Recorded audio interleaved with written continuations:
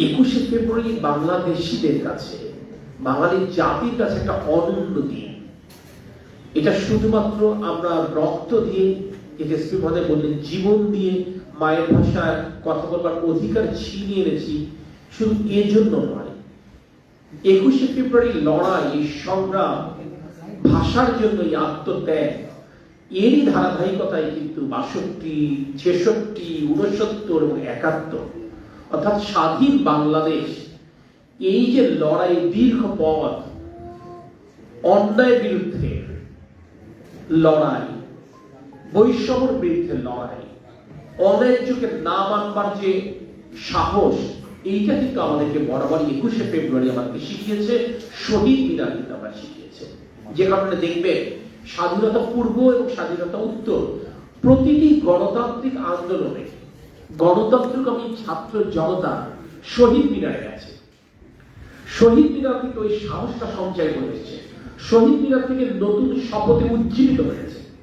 আমরা যখন ফ্যাসিবাদ বিরোধী আন্দোলন করেছি, আমরা তো শহীদ মিনার শুধু ফুল দিয়েছি তা না, আমরা সেখানে শপথ দিতাম।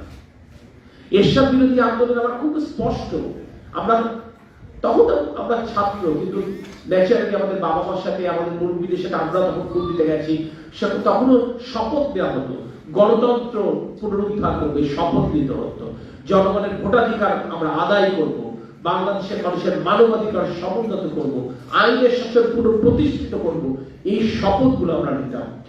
21শে ফেব্রুয়ারি কিংবা এই শহীদ মিনার আমাদেরকে ওই সাহসটা, এই উদ্দীপনাটা জোগানো। কারণ 1952 সালে যে প্রতিবাদটুকু হয়েছিল, যে প্রতিবাদটি হয়েছিল নতুন একটি রাষ্ট্রে, আমরা কিন্তু তখন আমাদের কথা বলবার মতো, আমাদের ন্যায্য দাবি উপস্থাপন করবার মতো বেশি রাজনৈতিক ব্যক্তিত্ব কিন্তু তখন ছিল না।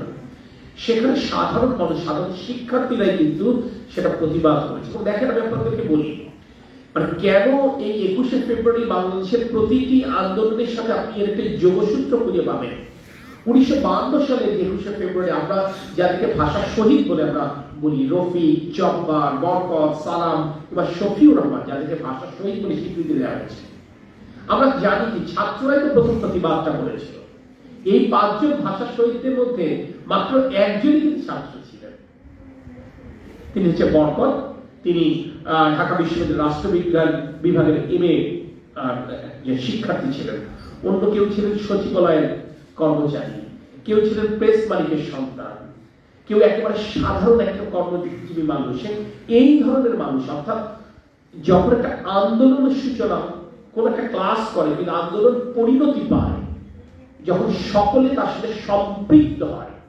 69-এর গণ অভ্যুত্থানও তাই, 1971-এর মহান মুক্তিযুদ্ধ তাই, 90-এর স্বৈরাচার বিরোধী আন্দোলনের কথা যদি আমরা বলি, 24-এর গণ অভ্যুত্থানের কথা যদি বলি, এটা আলটিমেটলি তখনই পরিণতি পায় যখন সমাজের সকল শ্রেণী পেশার মানুষ সেখানে সম্পৃক্ত হয়।